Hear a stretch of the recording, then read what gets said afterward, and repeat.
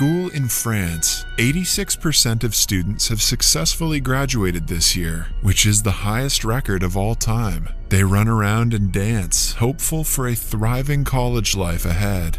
Meanwhile, in Jules Ferry High School, the environment is the exact opposite. The news channels report it as the least ranked high school of the year, with only a 12% pass rate. The academy inspector, deputy inspector, and the principal are in a meeting discussing the students' poor performance. They have employed the best teachers in the city, and the students aren't dumbasses either, which makes it difficult for them to understand the cause of failure. If the pass rate doesn't rise up to at least 50% this year, the sponsors will stop funding the school and it will have to be closed. To avoid this, they come up with a new strategy that no one has ever tried before.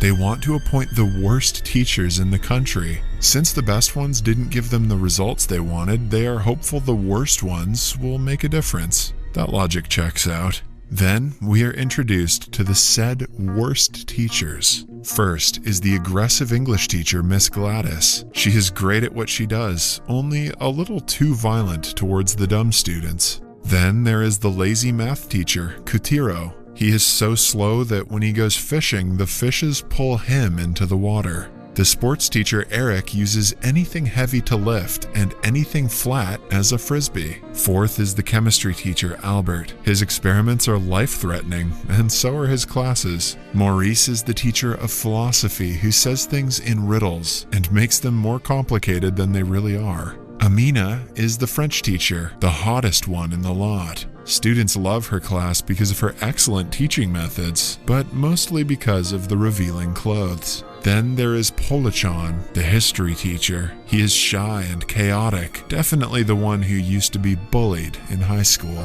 The team of losers enters the school together, catching everyone's attention. Gladys takes the first class and starts hitting the kids with pieces of chalk instantly. She seems to enjoy bullying them more than teaching them. One of the students is Nectarine, the usual teacher's pet and the only one who studies. She skipped a grade last year because of her amazing grades and doesn't forget to mention it every chance she gets. Then we are introduced to the class clown, who is always late, Bouillard. He enters the classroom and instantly becomes a victim of Gladys's assault. The entire classroom is stunned by her unique but mostly frightening personality. The next class is Kutiros. Being the lazy man he is, he comes 20 minutes late and takes an extra 10 minutes to write his name on the board. Then he takes a smoke break and stays outside until the period ends. The history teacher Polichon enters the wrong classroom and finds the German teacher in the front. He mistakes her for a student and asks her to join the others. The teacher tries explaining, but Polichon doesn't listen. After awkwardly fidgeting with papers and talking about Napoleon for a few minutes, he is told he is in the wrong class. He apologizes before rushing out. At lunch break, Polichon and the German teacher share glances, indicating the start of a romantic relationship. During gym class, the sports teacher makes the students climb trees without any safety measures. When they hurt themselves, he dismisses it as one of many problems they will face in life. Then, it's time for the students' favorite, Miss Amina's class. The guys look at her for the first time and forget to blink. When she brings them out of their heads, all of them fall down without missing a beat. Bouillard arrives a bit late, but has the same reaction. In the philosophy period, the teacher puts his coat over a guy's head and calls him a talking coat hanger. He explains how a hanger cannot talk for the entire period. Lastly, in chemistry class, Albert mixes some chemicals, but because of a slight mistake in measurement, the entire class is covered in fizz. After school, Polichon approaches the French teacher and apologizes for his mistake. He also picks her up in a hug, unaware of proper etiquette, having never touched a woman in his life. The 7 losers teach the students for a week, which is the most chaotic week in the history of Jules Ferry. By the weekend, parents arrive with complaints. like the chemistry teacher burning someone's bag and the sports teacher sending students home with a different broken bone every day. It is the last straw for the principal before calling the academy deputy inspector. But the man couldn't care less how he handles the situation. He was the one who pitched the idea of worst teachers, but his dismissal of the situation makes the principal think he had an ulterior motive behind it. The next day, the principal takes matters into his own hands and tries his best to mold the teacher to his ways. First, he glues the pieces of chalk onto the table so Gladys won't be able to hit the students. When she resorts to the duster instead, the string attached to it hits her back in the face. Then, when it is Katiro's class, he brings out a picnic chair to rest on it as usual. But this time, a short circuit causes a small explosion, making him jump.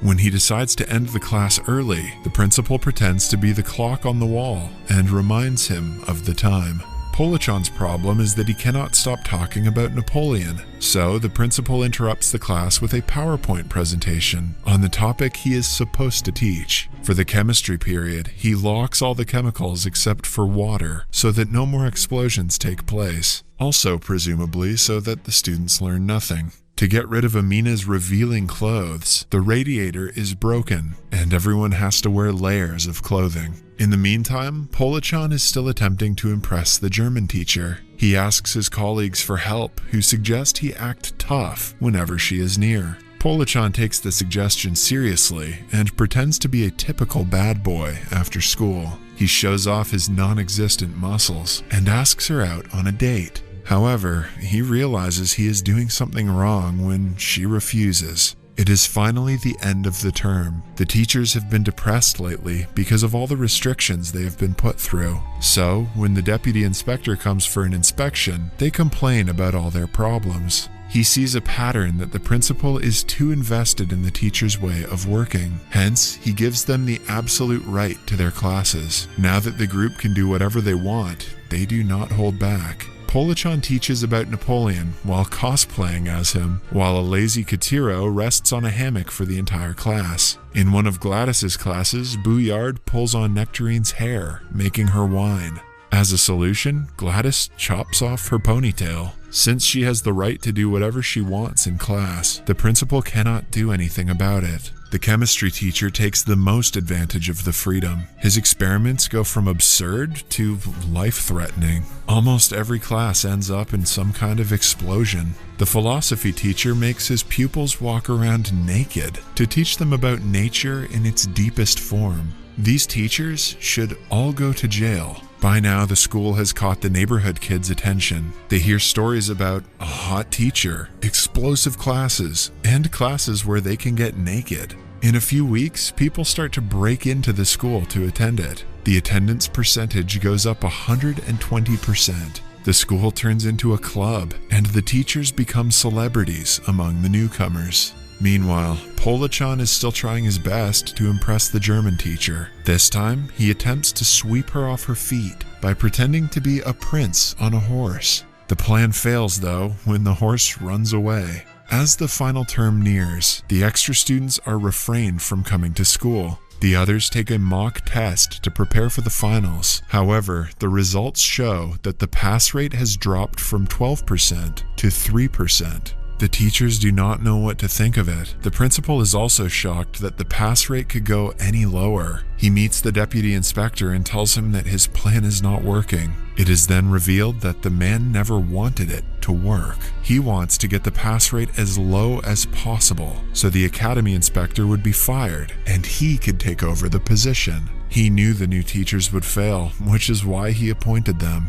Polichon overhears the conversation and runs to his colleagues to tell them. After finding out they are France's worst teachers, the group is determined to prove otherwise. Polichon gets the idea to steal the exam papers. The others join in, and they start making an elaborate plan to do so. They even practice dodging bullets in case they are caught. Then, the execution day finally arrives. The group joins a crowd protesting outside the ministry. When the police chase the crowd away, Gladys lies down on the road and goes unnoticed. Then, while Gladys and Katiro wait outside, the others barge into the ministry. Amina distracts the guards with her beauty, letting the group enter the building and into the protected room. But an unpredicted problem arises when the safe has a lock that needs a 6-digit code to be opened. Suddenly, Katira walks in, proving that they didn't have to do all the work to get inside. Together, they assume the code must be the day the minister won the election,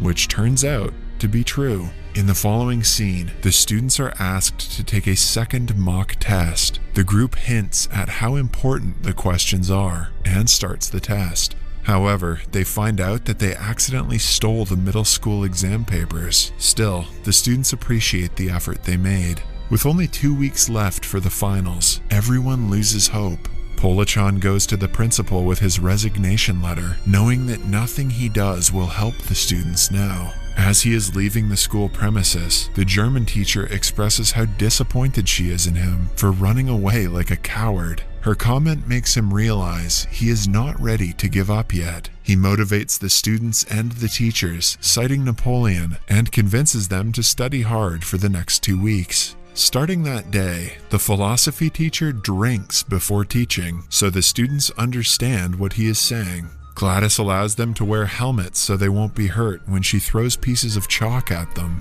and the sports teacher trains them harder than ever. 3 weeks later, the results are published. To everyone's surprise, the students show the biggest rise in pass rate, but it only reaches 49%. This means the teachers are unsuccessful and the school won't be in operation anymore. The deputy inspector celebrates his win by drinking in front of his boss and revealing it was his plan all along. What an idiot. Just as everything is going downhill, the principal receives a letter that changes everything.